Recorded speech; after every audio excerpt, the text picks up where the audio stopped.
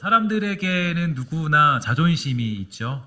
그 자존심을 세우고 지키기 위해서 여러 가지 노력과 힘, 그리고 물질과 시간들을 아끼지 않습니다. 어떤 사람들은 자기의 지식이 자존심이 되기도 하고, 자기 능력이나 경험, 또 쌓았던 모든 것들이 어떤 자존심이 되기도 하죠. 또 자동차를 자존심으로 삼기도 하고요. 집이나 아니면 명품백 같은 것들로 자기의 자존심을 세우기도 합니다. 사단이 예수님을 시험할 때에 세 가지 사건으로 유혹했어요. 돌덩이를 떡덩이로 만들어봐라. 성전 위에서 뛰어내려봐라. 또 나한테 절하면 세상의 모든 권세를 주겠다. 이 세 가지를 생각해보면 모든 것이 이 땅이 말하는 자존심에 속해져 있습니다. 돌을 떡으로 만들면 사람들이 예수님을 우러러 보겠죠. 또 성전 위에서 뛰어내렸는데 천사들이 예수님을 붙잡고 계시면 사람들은 그런 예수님을 보고 아주 놀라게 될 것입니다. 더군다나 세상의 권세를 잡아서 왕이 되어 강력한 힘을 가지고 통치하고 권위를 가지게 된다면 아마도 이제 많은 사람들은 그런 예수님의 말에 복종할 수밖에 없는 상황을 만들게 될 것입니다. 그러나 예수님의 자존심은 그런 것들에 있지 않았습니다. 저는 예수님의 자존심이 무엇인가에 대해 생각해 보았는데요. 예수님의 자존심은 무엇일까? 예수님은 하나님의 아들이기 때문에 뭐 이런 것도 없고 감정도 없고 생각도 없으실까? 그냥 예수님은 그냥 하나님의 뜻을 이루어야 된다. 그냥 쭉쭉쭉 걸어가며 살았을까? 그렇지는 않겠죠. 왜냐하면 인간의 몸을 입고 오셨기 때문에 슬퍼하기도 하셨고 외로워하기도 하셨고 또 아파하기도 하셨으며 또 기뻐하기도 하셨던 모습들을 볼 수가 있게 됩니다. 예수님도 자존심이라는 게 있었겠죠. 그 자존심은 무엇인가 곰곰이 생각해 보니까 바로 그것은 하나님의 뜻이 이루어지는 것, 여기에 바로 예수님의 모든 자존심이 걸려 있었습니다. 마태복음 6장 9절과 10절을 보면 우리의 기도하는 방법을 알려주시는데 이렇게 가르쳐주고 있어요. 함께 읽을게요. 시작. 그러므로 너희는 이렇게 기도하라. 하늘에 계신 우리 아버지여, 이름이 거룩히 여김을 받으시오며 나라가 임하옵시며 뜻이 하늘에서 이루어진 것 같이 땅에서도 이루어지리이다. 아멘. 예수님의 유일한 자존심과 목표와 목적이 있었다면 바로 자신을 통해서 하나님의 나라, 아버지 하나님의 나라가 이루어지며 하나님의 뜻이 성취된다라는 사실이었습니다. 그것이 바로 예수님의 유일한 자존심이고 목표라고 얘기할 수 있는데요. 먹을 것을 많이 먹고 가질 것을 더 많이 가지고 남들의 시선을 더 많이 누리는 것이 자존심이 아니라 무슨 일이 있어도 어떠한 상황에도 놓여도 하나님의 뜻은 이루어지며 완성된다라는 것, 주어진 길을 묵묵히 걸어가면 아버지 하나님의 뜻이 이루어진다라는 것을 믿는 믿음, 그것이 바로 유일한 예수님의 자존심이었다라고 얘기할 수가 있겠죠. 요한복음 6장 38절에서도 예수님은 다음과 같이 선포하십니다. 내가 하늘에서 내려온 것은 내 뜻을 행하려 함이 아니고 나를 보내신 이의 뜻을 행하려 함이다. 이렇게 선포하시면서 예수님의 유일한 목적이 무엇인가, 예수님이 유일하게 관심 가지시고 유일하게 예수님을 예수님답게 표현할 수 있는 게 무엇이냐면 바로 하나님의 뜻을 이루시는 것입니다. 그래서 그것이 예수님의 유일한 목표였다라고 볼 수가 있고요. 예수님의 유일한 자랑은 하나님의 뜻을 이루는 것, 그것이 예수님의 유일한 자랑이라고 얘기할 수 있을 것입니다. 그 뜻을 이루시기 위하여서 무슨 환경을 만나는가, 어떤 현상을 접하는가, 어떤 일들을 경험하는가, 그것은 별로 중요하지 않아요. 무슨 환난과 고난과 어려움과 역경이 있어도 하나님의 뜻이 이루어질 수 있다면, 십자가의 길을 걷는 길이라도 할지라도, 외면당하는 길이라 할지라도, 오해받는 자리에 있다 할지라도, 그런 자리에 있다 할지라도 그 하나님의 뜻이 이루어진다면 그것으로 예수님은 하나님의 아들로서의 길을 걸어가게 되신 거겠죠. 그러나 하나님의 뜻이 이루어지는 것은요, 이 만만치 않은 사건들이 존재하고 있었습니다. 예수님의 오심에 대해서 한번 생각해 보면 예수님은 일단 이 땅에 오실 때 마국간에서 태어나셨어요. 마국간에 태어났다는 것은 가장 천한 자리, 그러니까 가장 천한 자리인데, 이 구유에 누웠다 했을 때 구유가 굉장히 작은 거라 그래요. 되게 작은 건데 그 구유에 누웠을 때 그 예수님의 모습, 예수님은 어떤 그냥 침대에서 그냥 태어난 것도 아니고 아주 환대받으며 태어난 것도 아니고요. 예수님의 구유에서 쫓겨다니다가 그 마국간에서 태어날 수밖에 없었죠. 창조자 하나님의 아들이신 예수님이 이 땅에 인간의 몸으로 오셔서 경험한 곳이 가장 낮은 곳이었습니다.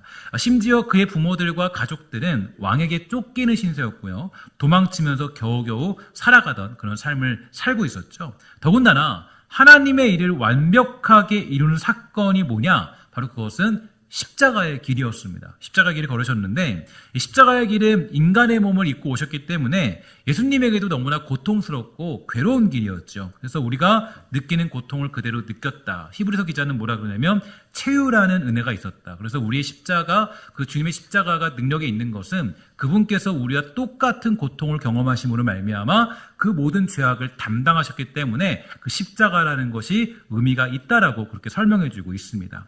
그래서 예수님은 다음과 같이 기도하십니다. 우리 함께 읽어보도록 할게요. 마태복음 26장 39절입니다. 시작. 조금 나아가서 되시고 엎드려 기도하여 이르시되 내 아버지여 만일 할만하시거든 이 잔을 내게서 지나가게 하옵소서. 그러나 나의 원대로 마시옵고 아버지의 원대로 하옵소서 하시고. 아멘.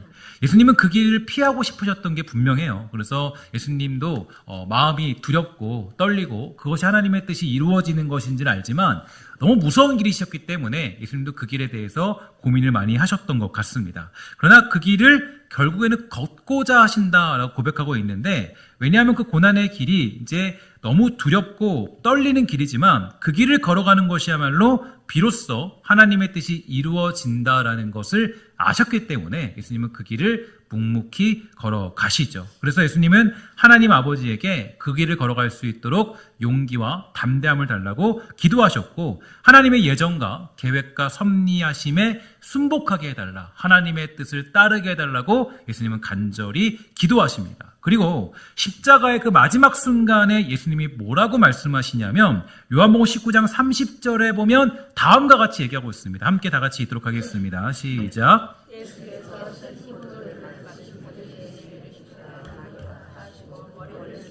영원히 떠나 가시니라. 아멘.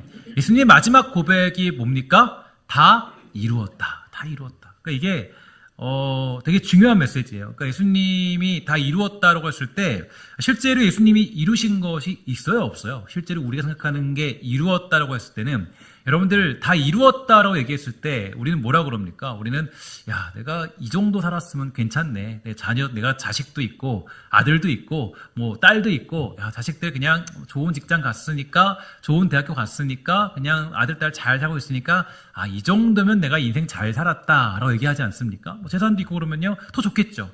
근데 그게 다 이루었다라고 보통 세상 사람들이 말하는 거예요. 근데 예수님이 다 이루었다라고 했을 때 예수님은 세상에서 남는 게 없습니다. 아무것도 없죠. 그래서 뭐 재물이 있습니까? 뭐 집이 있습니까? 아니면 뭐 자녀가 있습니까? 아니면 뭐 정말 뭐 예수님이 이루신 것이 어떤 거예요? 심지어는 중요한 게 뭐냐면, 심지어는 자신과 함께하던 유일한 재산 누구냐면 제자들이죠.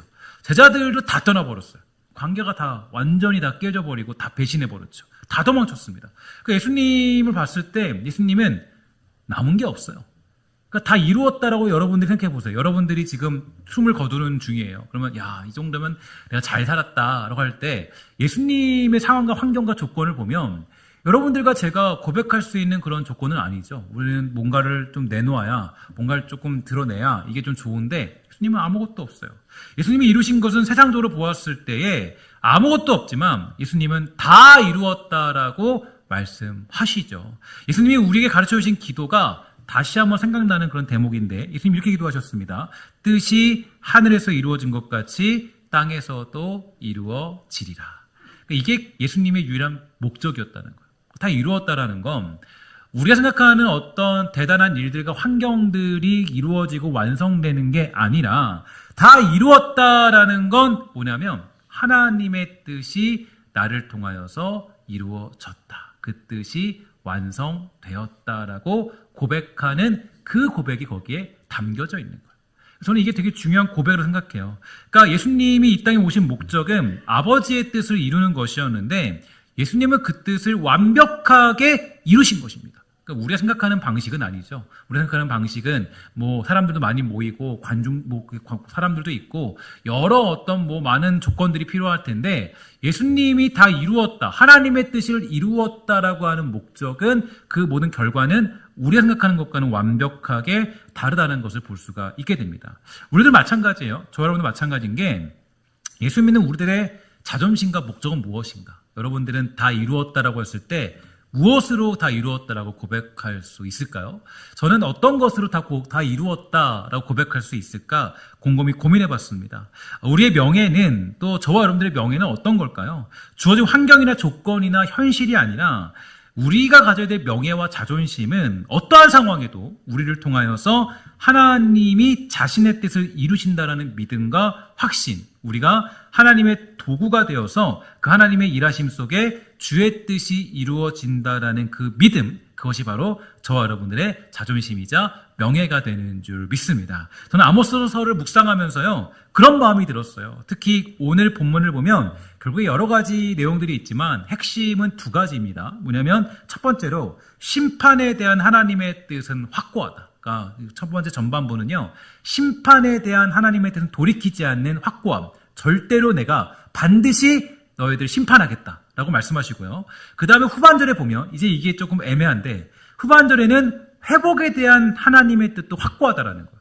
이 9장에서도 나타나는 특징이 뭐냐면 이게 지금 상충되는 메시지거든요. 그러니까 이제 회복과 심판이 함께 공존하는 메시지가 아모스서 9장에 나타나고 있어요. 정말 많은 고민할 수밖에 없었어요. 그리고 그렇게 묵상하면서 생각하던 중에 하나님이 저에게 깨닫게 하신 거, 성령께서 저에게 보여주신 조명은 무엇이냐면, 아모스에게 중요한 것은 심판이냐 회복이냐 이게 중요한 것이 아니라, 그에게 중요했던 것은 바로 심판과 회복이든 어떤 상황이든 그래도 하나님의 뜻은 이루어지고 완성되어질 것이다. 이게 바로 선지자로서의 자존심이자 명예라는 것을 저는 깨달을 수가 있게 되었습니다. 저도 선지서를 묵상하다 보니까요, 이 주어지는 현상들, 내용들, 어떤 상황들에 많이 집중하는 그런 눈이 열리게 되었는데, 그러나 결국에 이 선지자들의 자존심, 선지자들의 자존심은 뭐냐?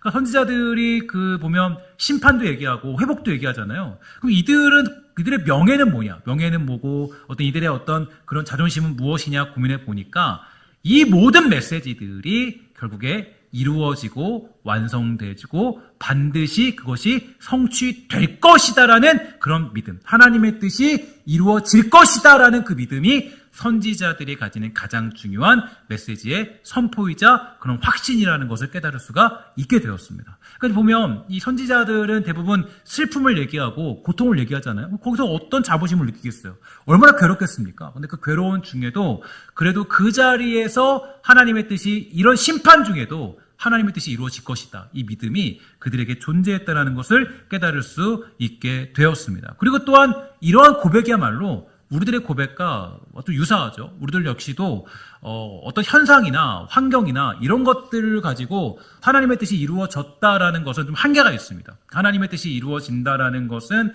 어떤 상황이든 어떤 현상이든 어떤 자리이든 하나님의 뜻이 완벽하게 실수 없이 가장 선한 길로 이루어지고 있다는 믿음을 가지는 것이 우리가 가져야 될 고백이 될 수가 있다는 거죠. 하나님 틀리지 않았습니다, 하나님의 뜻이 옳습니다라고 고백하는 그 자리, 하나님의 뜻이 이루어지는 것이 곧 나의 기쁨이고 나의 만족입니다. 그것이 혹여라도 심판이라 할지라도, 혹여라도 그것이 내가 십자가의 길을 걷는다 할지라도, 내가 오해받는 자리에 있다 할지라도, 내가 혹여라도 정말 원수 같은 그런 자리 가운데 놓여 있다 할지라도, 예수님의 그 걸어가신 십자가의 길을 우리가 일반적인 언어로 아름답다로 얘기할 수는 없지만 그 십자가의 길이야말로 하나님의 뜻이 이루어지는 가장 완벽하고 위대한 길이었습니다. 우리는 그 길을 찬양하고 그 길을 보면서 그 길을 따라가겠다라고 고백할 수 있는 이유가 그 길이야말로 하나님의 뜻이 이루어지는 가장 아름다운 자리이기 때문이죠. 그래서 저는 하나님의 뜻을 알아가는 그 순간 속에서 하나님의 뜻이 이루어지는 그 상황과 현실들과 시간 속에 우리는 참 아름다워라, 주님의 세계인이라고 고백할 믿음을 가져야 한다는 것입니다. 마치 예수님이 아무것도 이룬 것이 없어 보이지만 결국에 다 이루었다라고 고백하며 주님을 찬양했던 것처럼 말이죠. 예수님의 고난과 고통, 그 십자가의 길은 정말 아름답지 않고 흉측한 자리였어요. 무서운 자리였고 두려운 자리였죠. 아모스 9장 전반부에서 말하고 있는 그 심판의 모든 진노가 쏟아지는 형벌의 자리였습니다. 그런데 예수님은 그 길을 걸어가세요. 왜냐하면 하나님의 뜻이 이루어지는 가장 아름다운 길이기 때문이에요. 십자가의 길이 너무 흉측한 일이지만 너무 외면당하고 아무것도 남지 않는 그런 길이지만 그 길을 걸어가십니다. 왜냐? 그 길은 하나님의 뜻이 이루어지는 가장 아름다운 길이기 때문에 그 길을 예수님은 걸어가기로 작정하시고 그 두려운 길을 묵묵히 한 걸음씩 한 걸음씩 걸어가십니다. 예수님이 고난당하시는 예수님, 결국 십자가에 달려서 다 이루었다라고 고백하신 예수님, 그 모습이야말로 참 아름답다라고 우리는 표현할 수 있다라는 거예요. 그런 면에서 우리는 저와 여러분이 만나는 세상과 현실 속에 기억해야 될 것이 있어요. 그것은 어떤 상황 속에서도 우리는 하나님의 뜻을 이루며 살아가는 자로 살아가기를 기도할 필요가 있다라는 것입니다. 하나님의 뜻이 이루어지는 것이 꼭 저와 여러분이 생각하는 어떤 성공이나 보기 좋은 것들이 아니에요.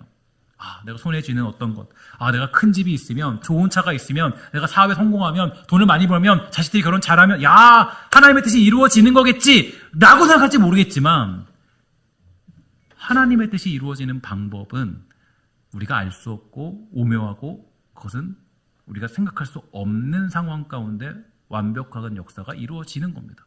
때로는 너무 비참한 그 순간에도, 모든 걸 다 잃은 그 순간에도, 어두운 터널을 지나는 그 순간도 하나님의 뜻이 이루어지는 자리라는 것을 우리는 성경을 통해서 깨달을 수가 있게 되죠. 때로는 하나님의 뜻이 이루어지는 자리가 심판의 자리일 수 있어요.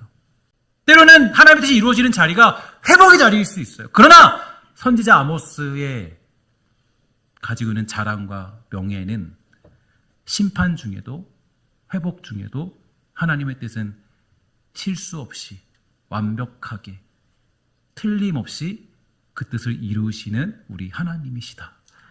이게 바로 믿음의 고백인 거예요. 믿음의 사람들이 가져야 될 고백은 여기 있어요. 예수 믿는 자들의 자랑은 여기 있습니다. 우리가 망하는 자리에 가도, 죽음에 내어놓은 것만 같은 상황을 만나는 자리에 있다 할지라도, 그러나 저와 여러분에게 중요한 것은 바로 나를 통해 하나님의 뜻이 이루어지는 것입니다. 비록 내가 병상에 누워있을지라도, 지금 내 삶이 말 못하게 힘들고 어렵다 할지라도 그 자리가 하나님의 뜻이 이루어지는 자리임을 여러분 잊지 마시는 믿음이 우리 모두에게 있게 되기를 주의 이름으로 간절히 축원합니다. 하나님의 뜻이 이루어지는 자리임을 우리 잊지 말아야 돼요. 하나님은 저 여러분을 통해 자기 뜻을 이루시고 완벽하게 성취하기를 작정하셨기 때문입니다. 보통 많은 선교단체들이 전도할 때 사용하는 문구가 하나 있죠. 우리 함께 다 같이 한번 읽어보도록 하겠습니다. 시작. 하나님은 당신을 사랑하고 당신을 향한 놀라운 계획을 가지고 계십니다. 아멘. 옆에 사람에게 한번 똑같이 고백해 볼까요? 한번 다 같이 읽으면서 고백합시다. 시작. 하나님은 당신을 사랑하고 당신을 향한 놀라운 계획을 가지고 계십니다. 아멘. 자, 이제 여기서 우리는 한 가지 질문을 던져야 돼요. 놀라운 하나님의 계획은 어떤 것일까요? 우리 보통 이 계획이라고 얘기하면 그 계획은 보통 우리가 생각하는 좋은 것들입니다. 이제 하나님 만나면 하나님은 여러분의 복 주셔서 그 대대손손 잘 먹고 잘 살게 되겠다. 그런 계획을 생각할 수 있겠죠. 그러나 사실 이제 이 계획 안에 들어온다는 건 굉장히 깊은 얘기고 굉장히 오묘하고 굉장히 우리가 알 수 없는 하나님의 그런 지혜와 측량할 수 없는 그런 하나님의 인도하실 가운데 들어가는 것이에요. 구원받은 백성으로서 이제는 하나님의 뜻을 이루는 도구로 살아가는 그런 삶으로 변화되었다는 걸 의미하죠. 하나님을 만나기 이전에는 그저 돈으로 자기 명예를 세우고 지식을 쫓으며 자존심을 높이고 능력으로 자기 자랑을 삼는 인생에 불과했지만 하나님의 계획과 예수 그리스도의 십자가의 구원 사역과 성령의 인도하심으로 말미암아 부름받고 선택받아 구원받은 백성은 이제 무슨 일을 만나고 어떤 상황에 놓여도 결국 하나님의 뜻을 이루는 새로운 인생으로 거듭나게 된다는 것을 의미합니다. 그래서 예수를 믿고 난 다음에는 여러분들의 모든 자리가 의미 없는 인생이 없어요. 여러분들의 모든 삶들이. 그러니까 예수를 믿게 되면 그런 자부심과 명예가 있어야 돼요. 그러니까 내가 어떤 자리에 있어도, 내가 어떤 순간에 있어도 그 모든 것들을 통하여서 하나님은 합력하여 뭘 이루십니까? 선을 이루시는 하나님이시다. 즉 하나님의 뜻을 완벽하게 이루시는 하나님이시다라는 자부심과 명예. 이게 우리가 예수 믿는 가장 큰 자랑이어야 돼요. 내가 뭐가 다른 걸 얻었고 누렸고 가졌고 이게 아닙니다. 그래서 이제 저와 여러분의 자랑은 세상이 아니라 오직 하나님의 뜻이 이루어지는 것이죠. 이런 면에서 우리는 예수님이 가르쳐 주신 기도를 다시 한번 기억해야 될 것입니다. 하늘의 뜻이 땅에서도 이루어지게 하소서. 예수님의 고백도 기억해야 돼요. 내가 이 땅에 온 것은 오직 누구의 뜻이요? 아버지의 뜻을 이루기 위함이다. 이게 우리의 유일한 목표여야 돼요. 그리스도인의 목표는 내가 뭔가 잘 먹고 잘 사는 게 아니라 정말 아버지의 뜻을 이루기 위함이다. 나를 통해 아버지의 뜻이 이루어진다면 내가 사자밥이 되어도, 내가 고난의 길을 걷는다 할지라도, 나를 통해 아버지의 뜻이 완성될 수 있다면 비록 내 몸이 혹시라도 아플지라도, 내가 혹시라도 연약한 가운데 있다 할지라도, 우리의 기도는 바로 이 일을 위해 가는 것이죠. 하나님의 뜻을 이루는 자리, 하나님의 뜻이 선포되어지는 자리, 거기에 내가 있기를 바라고 내가 쓰임받기를 원하는 마음, 저와 여러분들이 간절히 기도해야 될 이유가 바로 여기에 있는 것입니다. 아모스의 혼란스러운 심판에 대한 선포, 또 회복에 대한 선포, 그러한 중에 그가 유일하게 믿는 것이 있다면 이 두 가지 사건 모두 하나님의 뜻이 이루어진다라는 사실이죠. 오늘 저와 여러분들의 소망과 소원은 어떤 것입니까? 무엇으로 여러분의 자랑을 삼고 있습니까? 우리가 지금 손에 쥐고 있는 것들은 어떤 것들인가요? 그리스도인이 되어서 예수 믿는 사람들로서 자랑하고 있는 것은 과연 어떤 것들인가요? 설교를 준비하면서 제가 이전에 묵상하던 내용들을 잠시 살펴보게 되었습니다. 여러분, 그래서 묵상하는 힘이 중요한 게, 묵상을 하다 보면 이거를 저도 묵상을 항상 남겨두거든요. 남겨두면 이 내용들이 티켓에서 남아요. 언제든지 돌아보면서 하나님 이런 분이셨구나. 마치 성경을 통해서 하나님 누구셨는지 보는 것처럼, 아, 맞다. 그렇게 내가 깨달았지. 내가 잃어버렸던 마음들 회복할 수 있으니까 묵상 철저히 하시면 좋을 것 같아요. 제가 예전에 묵상하는 내용을 살펴봤는데 2016년 1월 4일경에 제가 묵상했던 내용이더라고요. 그때 묵상한 적이 있었는데 제가 왜 어떤 상황이 있었는지는 모르겠어요. 어쨌든 간에 말씀을 묵상하면서 그런 마음을 들게 됐어요. 이렇게 제가 적어뒀습니다. 목회자의 자신감은 무엇일까? 오직 하나님의 뜻이 이루어진다라는 것이다. 이것을 잊어버리면 끝장이다. 참 아름다워라 주님의 세계는 이라는 고백은 멋있는 절경만을 말하는 것이 아니라 모든 섭리를 말한다. 욥이 살았던 세계, 바울이 살았던 세계, 내가 살아가는 세계, 그 모든 것이 하나님 앞에서는 하나도 아름답지 않은 것이 없더라. 제가 말씀 묵상하면서 그랬던 것 같아요. 아, 목회자로서의 삶, 목사로서의 자존심은 뭘까? 아, 정말 하나님, 제가 만났던 하나님, 저 1000명짜리 교회하고 왔고 저 500명짜리 교회하고 왔어요. 그걸로 자랑 삼아야 될까? 아니죠. 10명이어도 5명이어도 100명이어도 몇 명이어도 그저 하나님의 뜻을 이루고 왔다면, 예수님은 아무것도 남지 않았거든요. 예수님은 아무것도 남지 않았어요. 예수님이 큰 교회를 가지고 주님께 돌아온 것도 아니고 예수님은 아무것도 남지 않았어요. 그러나 내가 삶이, 나에게 주는 인생이 하나님의 뜻을 이루는데 모든 것들이 초점이 맞춰져 있었다면 그것으로 나는 행복한 건 아닌가. 지금 여러분들이 만나는 세상은 어떻습니까? 여러분의 인생을 제가 다 알 수 없지만 여러분들이 만나고 경험하는 그 세상은 어떤 세상인가요? 혼란과 혼돈이 가득할 수도 있겠죠. 어두운 터널을 지나는 분들도 있을지 모르겠습니다. 소망이 보이지 않는 분들도 있을지 모르겠어요. 병중에 있는 분들도 계시고요. 때로는 사업에 어려움이 있는 분도 계시고요. 관계적인 괴로움도 겪는 분들이 있을지 모르겠어요.